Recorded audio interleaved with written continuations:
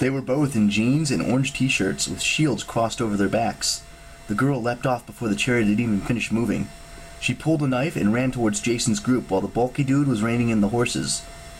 "Where is he?" the girl demanded. Her gray eyes were fierce and a little startling. "Where's who?" Jason asked. She frowned like his answer was unacceptable. Then she turned to Leo and Piper. "What about Gleason? Where's your protector, Gleason Hedge?" The coach's first name was Gleason?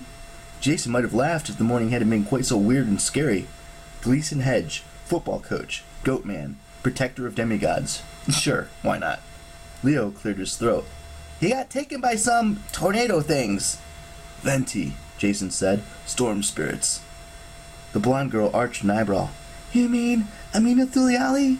That's the Greek term. Who are you, and what happened?" Jason did his best to explain, though it was hard to meet those intense gray eyes. About halfway through the story, the other guy from the chariot came over. He stood there glaring at them, his arms crossed. He had a tattoo of a rainbow on his biceps, which seemed a little unusual. When Jason had finished his story, the blonde girl didn't look satisfied. "No, no, no! She told me he would be here! She told me if I came, I'd find the answer!" "Annabeth," the bald guy grunted. "Check it out." He pointed at Jason's feet.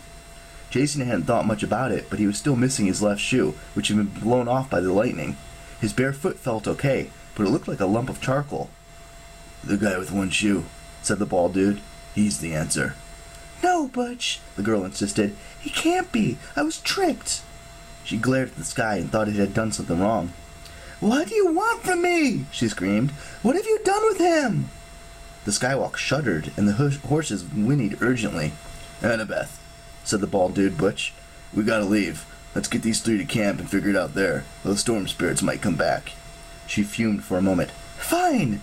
She fixed Jason with a resentful look. "We'll settle this later." She turned on her heel and marched towards the chariot. Piper shook her head. "What's her problem? What's going on?" "Seriously?" Leo agreed. "We had to get you out of here," Butch said. "I'll explain on the way." "I'm not going anywhere with her." Jason gestured towards the blonde. "She looks like she wants to kill me." Butch hesitated. "Annabeth's okay. You gotta cut her some slack. She had a vision telling her to come here, to find a guy with one shoe. That was supposed to be the answer to her problem." "What problem?" Piper asked. "She's been looking for one of our campers who's been missing for 3 days," Butch said. "She's going out of her mind with worry. She'd hoped he'd be here." "Who?" Jason asked. "Her boyfriend," Butch said. "A guy named Percy Jackson."